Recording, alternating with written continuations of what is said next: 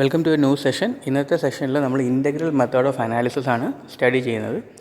Last ക്ലാസ്സിൽ differential method of analysis നോക്കിയിരുന്നു. അപ്പം നമ്മുടെ റേറ്റ് ഇക്വേഷൻ്റെ ഡിഫറൻഷ്യൽ ഫോം നമ്മൾ എടുത്തതിന് ശേഷം അതിനെ പ്ലോട്ട് ചെയ്ത് ഓർഡർ ഓഫ് ദ റിയാക്ഷനും അതുപോലെ തന്നെ -RAയും കണ്ടുപിടിക്കുന്ന പല ടെക്നിക്കാണ് നമ്മൾ സ്റ്റഡി ചെയ്തത്. ഇൻ ദിസ് മെത്തേഡ് നമ്മൾ ഒരു ട്രയൽ ആൻഡ് എറർ മെത്തേഡാണ് ഇൻ്റഗ്രൽ മെത്തേഡ് ഓഫ് അനാലിസിസ് എന്ന് പറയുന്നത്. അതിൽ ഒരു rate form like first order reaction നമ്മൾ അസ്യൂം ചെയ്തതിന് ശേഷം അതിൻ്റെ നമുക്കറിയാം റേറ്റിൻ്റെ ഫോം, ഡിഫറൻഷ്യൽ ഫോം, ഇൻ്റഗ്രൽ ഫോമൊക്കെ നമുക്കറിയാം. പക്ഷേ ഇൻ്റഗ്രൽ ഫോമിൽ നമ്മൾ റേറ്റ് ഫസ്റ്റ് ഓർഡർ ആയിട്ട് അസ്യൂം ചെയ്തതിന് ശേഷം അതിൻ്റെ കോൺസെൻട്രേഷനും ടൈമും പ്ലോട്ട് ചെയ്യുകയാണ് ചെയ്യുന്നത്. പ്ലോട്ട് ചെയ്ത റിസൾട്ട് നമ്മൾ കഴിഞ്ഞ പ്രാവശ്യം പഠിച്ചതുപോലെ തന്നെ ഒരു സ്ട്രെയിറ്റ് ലൈനായിട്ടാണ് നമുക്ക് കിട്ടുന്നതെങ്കിൽ അതൊരു സാറ്റിസ്ഫാക്ടറി ആയിട്ടുള്ള റിസൾട്ടാണ്. അങ്ങനെയാണെങ്കിൽ നമുക്ക് കിട്ടിയിരിക്കുന്ന time with respect to concentration data is satisfactory. നമ്മൾ പ്ലോട്ട് ചെയ്യുമ്പം സ്ട്രെയിറ്റ് ലൈൻ ആയിട്ടാണ് എല്ലാ പോയിന്റിലും കൂടെ കടന്നു പോവുകയാണെങ്കിൽ അതൊരു സാറ്റിസ്ഫാക്ടറി റിസൾട്ടാണ്. അല്ലെങ്കിൽ നമ്മൾ സെക്കൻഡ് ഓർഡർ അസ്യൂം ചെയ്യും, അതിൻ്റെ ടെമ്പറേച്ചർ കോൺസെൻട്രേഷൻ ഡേറ്റ എടുത്തിട്ട് പ്ലോട്ട് ചെയ്യും. ഏത് ഓർഡർ റിയാക്ഷൻ്റെ ഡീറ്റെയിൽസ് നമ്മൾ പ്ലോട്ട് ചെയ്യുമ്പോഴാണ് സ്ട്രെയിറ്റ് ലൈൻ കിട്ടുന്നത്, അതുവരെ നമ്മൾ റിപ്പീറ്റ് ചെയ്തുകൊണ്ടേയിരിക്കും. അപ്പം ഇൻ്റഗ്രൽ മെത്തേഡ് എന്ന് വെച്ചാൽ ഒരു ട്രയൽ ആൻഡ് എറർ മെത്തേഡാണ്. ഫസ്റ്റ് ഓർഡർ, സെക്കൻഡ് ഓർഡർ, അങ്ങനെ നമ്മൾ ഓരോ ഓർഡറിൻ്റെ ഗ്രാഫ് പ്ലോട്ട് ചെയ്തിട്ട് ഏതാണോ സ്ട്രെയിറ്റ് ലൈനായിട്ട് മാക്സിമം നമ്പർ ഓഫ് പോയിൻറ്റിൽ കൂടെ കടന്നു പോകുന്ന സ്ട്രെയിറ്റ് ലൈൻ കിട്ടുന്നത്, അതാണ് സാറ്റിസ്ഫാക്ടറി റിസൾട്ട്. ഇനി ഇതിൻ്റെ ഒരു കാര്യം കൂടെ പറയാം. ഒരു ക്വസ്റ്റ്യനിൽ time with respect to concentration തന്നിട്ട് നമ്മളത് പ്ലോട്ട് ചെയ്യുമ്പോൾ ഒരു സ്കാറ്റേഡ് ആയിട്ടാണ് നമുക്ക് കിട്ടുന്ന റിസൾട്ട് എന്ന് വിചാരിക്കുക. ഒരിക്കലും എല്ലാ പോയിൻറ്റും സ്ട്രെയിറ്റ് ലൈനിൽ കൂടെ പാസ് ചെയ്ത് പോകത്തില്ല. പക്ഷേ നമുക്കൊരു 8-9 പോയിൻ്റെങ്കിലും മിനിമം പാസ് ചെയ്ത് പോവുകയാണെങ്കിൽ നമുക്കതിൻ്റെ റേറ്റ് എക്സ്പ്രഷനും കാര്യങ്ങളൊക്കെ കണ്ടുപിടിക്കാൻ പറ്റും. അപ്പം ഇതാണ് ഇൻ്റഗ്രൽ മെത്തേഡിൻ്റെ ഒരു അഡ്വാൻറ്റേജ്. ഇപ്പോൾ സ്കാറ്റേഡ് ആയിട്ടുള്ള ടൈം കോൺസെൻട്രേഷൻ ഡേറ്റ ഉണ്ടെങ്കിൽ അതിൻ്റെ റേറ്റൊക്കെ നമുക്ക് കണ്ടുപിടിക്കാൻ ഇൻ്റഗ്രൽ മെത്തേഡാണ് ചെയ്യാൻ പറ്റുന്നത്. പക്ഷേ ഇതൊരു ട്രയൽ ആൻഡ് എറർ മെത്തേഡാണ്. ഓക്കെ, എന്തുകൊണ്ടാണ് അതിൻ്റെ അഡ്വാൻറ്റേജ് എന്ന് വെച്ച് കഴിഞ്ഞാൽ, ഇപ്പോൾ ഡിഫറൻഷ്യൽ മെത്തേഡ് ആണെങ്കിൽ കോംപ്ലക്സ് ആയിട്ടുള്ള റിയാക്ഷൻ ഫസ്റ്റ് ഓർഡർ സെക്കൻഡ് ഓർഡറൊക്കെ ആകുമ്പോഴത്തേക്ക് എന്താണ്, ഡിഫറൻഷ്യൽ ഫോം ഇത്തിരി കോംപ്ലിക്കേറ്റഡ് ആയിരിക്കും. അപ്പോൾ അതിനെ നമ്മൾ പിക്ചറിൽ റെപ്രസെൻറ്റ് ചെയ്യാനും അതിൻ്റെ ന്യൂമറിക്കൽസൊക്കെ ചെയ്യാൻ കുറച്ച് പാടാണ്. അപ്പോൾ നമ്മുടെ കയ്യിൽ ടൈം കോൺസെൻട്രേഷൻ ഡേറ്റ ഉണ്ടെങ്കിൽ ഈ ഒരു കാറ്റഗറി, അതായത് സ്കാറ്റേർഡ് ഫോമിലാണുണ്ടെങ്കിൽ നമുക്ക് ചെയ്യാൻ പറ്റുന്ന മെത്തേഡാണ് ഇൻ്റഗ്രൽ മെത്തേഡ് ഓഫ് അനാലിസിസ്. ഇപ്പോൾ ഇൻ്റഗ്രൽ മെത്തേഡ് ആൻഡ് ഡിഫറൻഷ്യൽ മെത്തേഡിൻ്റെ അനാലിസിസിൻ്റെ കമ്പാരിസൺ ചോദിക്കുകയാണെങ്കിൽ സിമ്പിളായിട്ടുള്ള റിയാക്ഷൻസിനെ നമുക്ക് എളുപ്പത്തിൽ ഡിപ്പിക്റ്റ് ചെയ്യാൻ പറ്റുന്നത് ഇൻ്റഗ്രൽ മെത്തേഡാണ്. കാരണം നമ്മൾ ട്രയൽ ആൻഡ് എറർ ആയിട്ട് ചെയ്തുകൊണ്ടിരിക്കുക. ഫസ്റ്റ് ഓർഡർ കൺസിഡർ ചെയ്യും, പ്ലോട്ട് ചെയ്യും, അത് ഫിറ്റായിട്ടില്ലെങ്കിൽ സെക്കൻഡ് ഓർഡർ റിയാക്ഷൻസ് കൺസിഡർ ചെയ്യും, അതിൻ്റെ ഇക്വേഷൻസൊക്കെ കൺസിഡർ ചെയ്യും, പ്ലോട്ട് ചെയ്യും. ഏത് സമയത്താണോ നമുക്ക് സ്ട്രെയിറ്റ് ലൈൻ കിട്ടുന്നത് അതുവരെ നമ്മൾ റിപ്പീറ്റ് ചെയ്തുകൊണ്ടിരിക്കും. So will come to the first example, that is we just consider a first order reaction. A giving B എന്നുള്ള റിയാക്ഷൻ കൺസിഡർ ചെയ്യുക. അതിൻ്റെ റേറ്റ് ഫോം എന്ന് വെച്ചാൽ -RA = KCA ആണെന്നറിയാം. അതിൻ്റെ ഡിഫറൻഷ്യൽ ഫോമാണ് -dCA/dt. അപ്പോൾ ഇത് നമുക്ക് ഓൾറെഡി ഫെമിലിയർ ആയിട്ടുള്ള ഒരു ഇക്വേഷനാണ്. ഇതിനെ നമ്മൾ പല രീതിയിൽ ഇൻ്റഗ്രേറ്റ് ചെയ്തിട്ട് പല ഫോമിൽ എഴുതുകയാണ് ചെയ്യുന്നത്. അതാണ് equation number 11 -ln CA/CSO KT. ആ രീതിയിൽ നമുക്ക് എഴുതാം. എന്നിട്ട് ഡിഫറൻഷ്യൽ ഫോമിൽ വേണമെങ്കിൽ നമുക്ക് റെപ്രസെൻറ്റ് dXA/dt = K × 1 - XA. ഇപ്പോൾ ന്യൂമറിക്കൽ ക്വസ്റ്റ്യൻ ചോദിക്കുമ്പം കോൺസെൻട്രേഷൻ റിലേറ്റഡ് ആയിട്ടുള്ള ഡേറ്റ, ടെമ്പറേച്ചറും കോൺസെൻട്രേഷനും ക്വസ്റ്റ്യന് തന്നിട്ടുണ്ടെങ്കിൽ നമുക്ക് CA0 ആ തന്നിരിക്കുന്ന ഡേറ്റയിൽ നിന്ന് തന്നെ കണ്ടുപിടിക്കാം. അതിപ്പോൾ നമ്മളൊരു പ്രോബ്ലം ചെയ്യുമ്പോൾ മനസ്സിലാവും. അങ്ങനെയുള്ള കണ്ടീഷനാണെങ്കിൽ 11th ഇക്വേഷൻ നമ്മൾ കൺസിഡർ ചെയ്യും. അല്ലെങ്കിൽ ഈ കൺവേർഷൻ റിലേറ്റഡ് ആയിട്ടുള്ള എന്തെങ്കിലും ക്വസ്റ്റ്യനാണ് തന്നിട്ടുണ്ടെങ്കിൽ 12th ഇക്വേഷൻ നമുക്ക് കൺസിഡർ ചെയ്യാൻ പറ്റും. So coming to the problem analysis, first സ്റ്റെപ്പായിട്ട് നമ്മൾ ചെയ്യേണ്ടത് y ആക്സിസിൽ ln 1 - XA അല്ലെങ്കിൽ ln CA/CA0 വാല്യൂ പ്ലോട്ട് ചെയ്യുക വിത്ത് റെസ്പെക്ട് ടു ടൈം. അപ്പം ക്വസ്റ്റ്യനിൽ കോൺസെൻട്രേഷൻ ആണെങ്കിൽ കോൺസെൻട്രേഷൻ ടേം പ്ലോട്ട് ചെയ്യുക y ആക്സിസിൽ, അല്ലെങ്കിൽ കൺവേർഷൻ ടേം പ്ലോട്ട് ചെയ്യുക. അപ്പോൾ ഈ ഒരു രീതിയിലായിരിക്കും നമുക്ക് പ്ലോട്ട് കിട്ടുന്നത്. അപ്പോൾ ഇമേജ് നോക്കുമ്പോൾ അറിയാം, ഏകദേശം കുറേ പ്ലോട്ട് ചെയ്യുമ്പം സർക്കിളിലുള്ള പോയിൻ്റ് എന്ന് പറയുന്നത് നമ്മൾ പ്ലോട്ട് ചെയ്യുന്ന ഡേറ്റയാണ്. അപ്പോൾ എല്ലാം ഒരു സ്ട്രെയിറ്റ് ലൈൻ ആയിരിക്കില്ല, പക്ഷേ ഏകദേശം മിക്കവാറും ഉള്ള പോയിൻ്റ് നമുക്ക് ടച്ച് ചെയ്തുകൊണ്ടൊരു പാരലൽ ലൈൻ വരയ്ക്കുകയാണ്. സ്ട്രെയിറ്റ് ലൈൻ ആണെന്നുണ്ടെങ്കിൽ നമുക്ക് സ്ലോപ്പ് കണ്ടുപിടിക്കാം. സ്ലോപ്പ് എന്ന് വെച്ചാൽ y/x ആണെന്ന് നമുക്കറിയാം. അതിൽ നിന്ന് നമുക്ക് K കിട്ടും. K എന്ന് വെച്ചാൽ റിയാക്ഷൻ റേറ്റ് കോൺസ്റ്റൻറ്റ് വാല്യൂ. നമുക്ക് ഇങ്ങനെ പ്ലോട്ട് ചെയ്തിട്ട് y/x ചെയ്യുമ്പോൾ, അതായത് സ്ലോപ്പ് കണ്ടുപിടിച്ചാൽ കിട്ടും. So coming to one example, A giving product എന്നുള്ള ഒരു എക്സാമ്പിൾ തന്നിട്ടുണ്ട്. അതിൽ നമുക്ക് കണ്ടുപിടിക്കുന്നത് റേറ്റ് ഇക്വേഷനാണ് കണ്ടുപിടിക്കേണ്ടത്. അപ്പോൾ കോളം 1 ടൈമും കോളം 2 കോൺസെൻട്രേഷനും തന്നിട്ടുണ്ട്. അപ്പോൾ ടൈം 0, 20, 40, 60 അങ്ങനെ അത്രയും സെക്കൻഡും, കോൺസെൻട്രേഷൻ 10.864 എന്നൊക്കെ തന്നിട്ടുണ്ട്. അതിൽ എപ്പോഴും കോൺസെൻട്രേഷൻ്റെ ആദ്യം തന്നിരിക്കുന്ന വാല്യൂ ആണ് ഇനിഷ്യൽ കണ്ടീഷൻ എന്ന് നമുക്കറിയാം. അപ്പോൾ ഈ ടേബിളിൽ നിന്ന് തന്നെ നമുക്ക് CA0 വാല്യൂ കിട്ടും.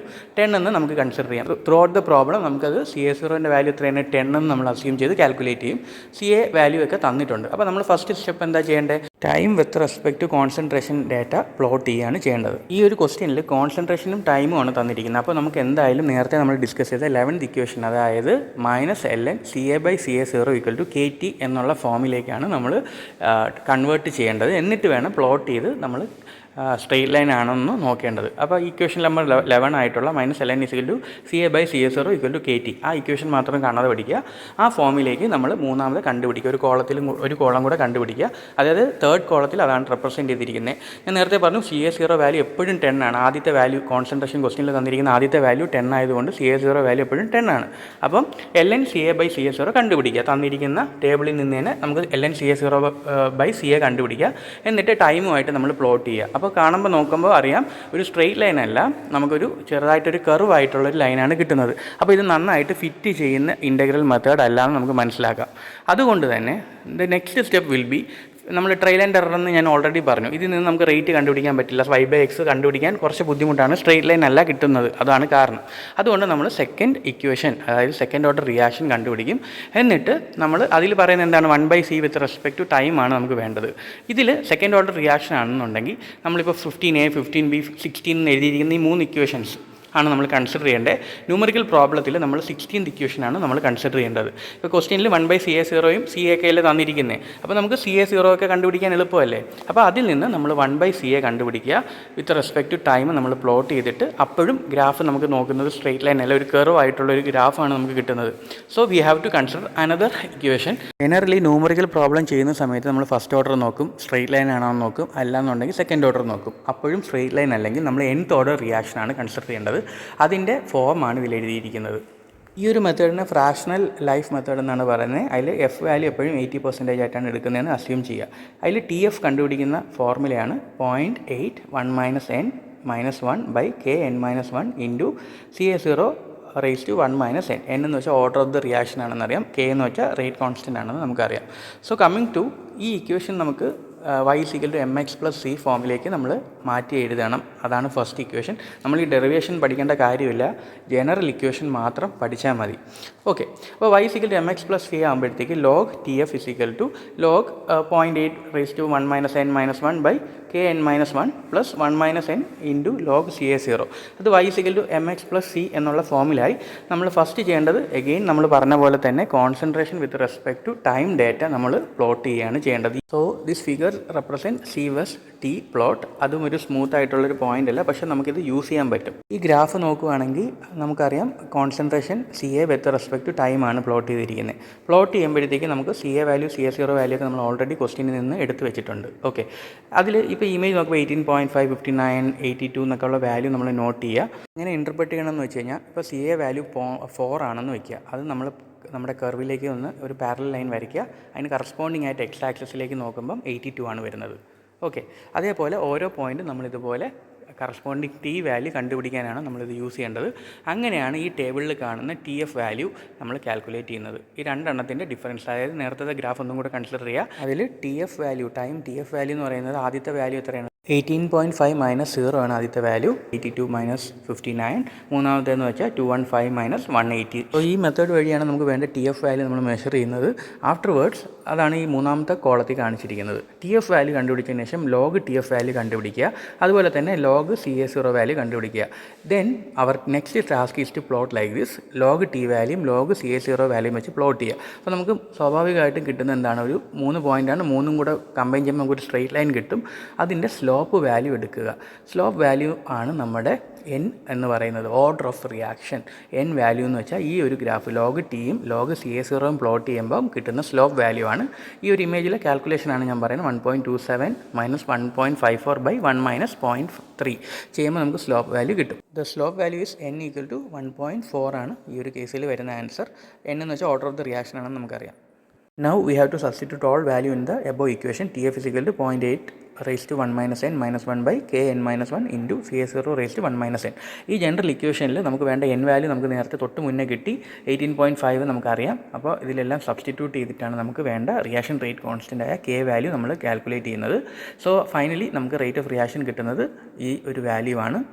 K കെ നമുക്ക് കിട്ടുന്നത് 0.005 ആണ്. അതുപോലെ തന്നെ rate of reaction is equal to KCA ആണെന്ന് നമുക്കറിയാം. അപ്പോൾ കെയ്ക്കും പകരം 0.005 കൊടുക്കുന്നു. യൂണിറ്റ് എന്ന് പറയുമ്പോൾ litre raise to 0.4, mole raise to 0.4 into second the whole multiplied by concentration of റിയാക്റ്റിൻ്റെ റേസ് ടു 1.4. 1.4 എന്ന് വെച്ചാൽ എന്താണ്, എൻ വാല്യൂ നമുക്ക് തൊട്ട് മുന്നേ കിട്ടിയ ഓർഡറാണ്. അത് ആണ് നമ്മൾ ഇവിടെ സബ്സ്റ്റിറ്റ്യൂട്ട് ചെയ്യേണ്ടത്.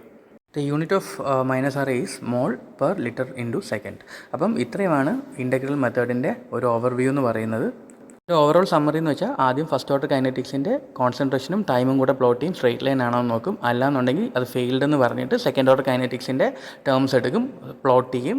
അപ്പോഴും നമുക്ക് സ്ട്രെയിറ്റ് അല്ല എന്നുണ്ടെങ്കിൽ നമ്മൾ എന്ത് ചെയ്യും, nth ഓർഡർ കൈനറ്റിക്സിൻ്റെ ജനറൽ ഇക്വേഷൻ കൺസിഡർ ചെയ്യും. We will plot it and consider the value and find the n value നമ്മൾ കാൽക്കുലേറ്റ് ചെയ്യും. എന്നു വെച്ചാൽ ഓർഡർ ഓഫ് ദ റിയാക്ഷൻ ആണ്. Finally will get the value of K and then will find the rate. So this is for today's session. Thank you for watching. Bye.